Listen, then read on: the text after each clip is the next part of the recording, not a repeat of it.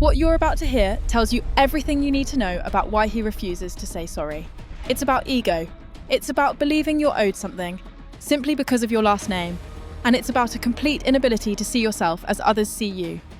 Tonight, a woman who once moved in royal circles has broken her silence in a way that has palace insiders whispering. Her name is Susanna Constantine, television personality, former girlfriend of Princess Margaret's son, someone who spent 6 years navigating that exclusive world. She was there. She witnessed things most of us will never see. And what she's saying now is raising questions that won't go away quietly. Here's what makes this so compelling. She was asked a straightforward question.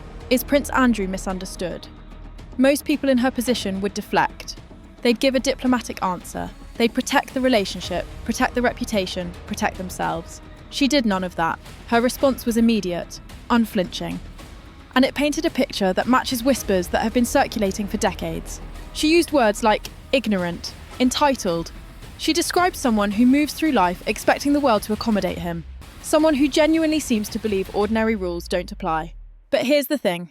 She's not the first person to see this.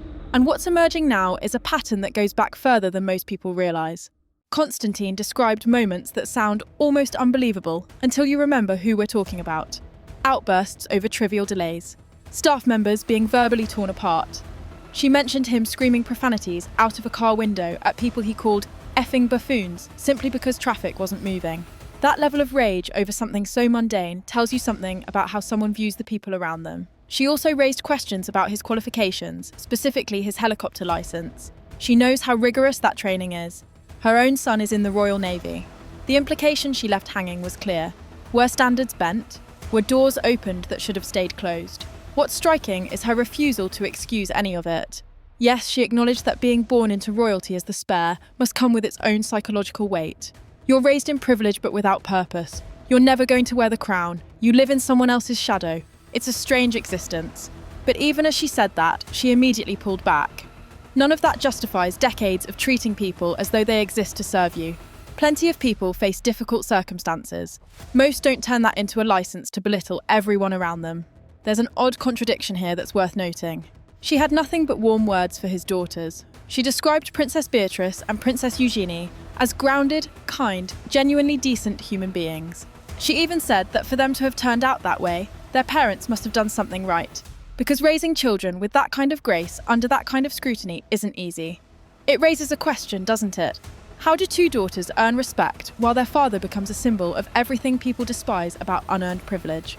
What did they have to navigate to separate themselves from his reputation? But here's where the story takes a turn that makes everything feel almost inevitable.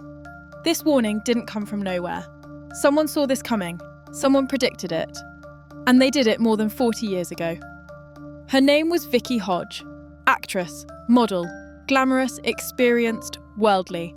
She met Andrew in 1983 during a trip to Barbados. He was young then, still being celebrated as the eligible royal bachelor, still protected by the machinery of the palace. She was older, and she wasn't impressed.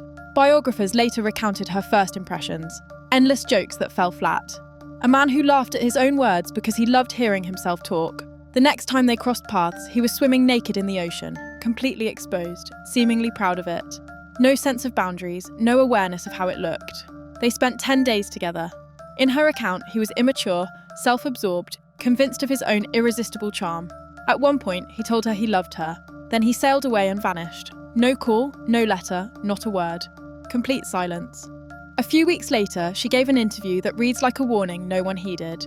She said he was headstrong. She said he refused to listen to advice unless it matched what he already believed. She said he needed someone strong enough to prevent him from stumbling into situations that would humiliate both himself and the institution he represented. That was 1983, 4 decades ago. And every word she said has come true.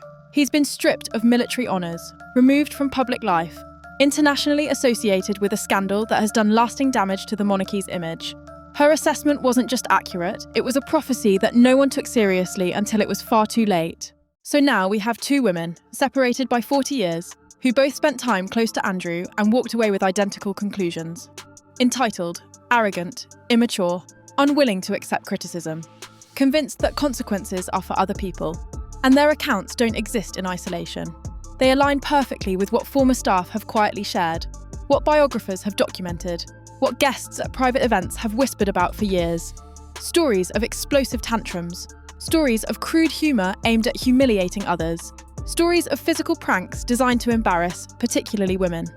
One account describes him approaching a well-known woman at a party and unzipping her dress from behind, treating public humiliation as comedy. Another describes him forcing someone's face into their food while laughing, as though degradation were the point.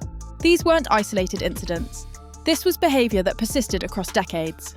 And the most telling detail? He never seemed ashamed. He never apologised. He appeared to enjoy it. What Susanna Constantine said this week matters because it confirms what many have suspected, but few have said publicly.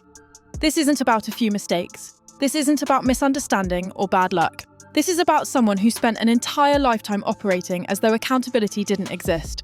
And for a very long time, he was right. Doors opened, complaints disappeared, scandals were managed, until they couldn't be anymore, until the protection ran out, until the world saw what people on the inside had been seeing all along. So here's what I want to know. How many others saw this and stayed quiet? How many more stories are still buried? And when does someone like this finally accept that the rules do apply to them? Drop your thoughts in the comments. Do you think Andrew will ever admit he was wrong? Do you believe more people will come forward? Or have we already heard the worst of it? I read every single comment, and I genuinely want to hear what you think. If you want to stay ahead of every revelation, every interview, every piece of testimony that comes out about the royals, make sure you subscribe and turn on notifications. Because this isn't over.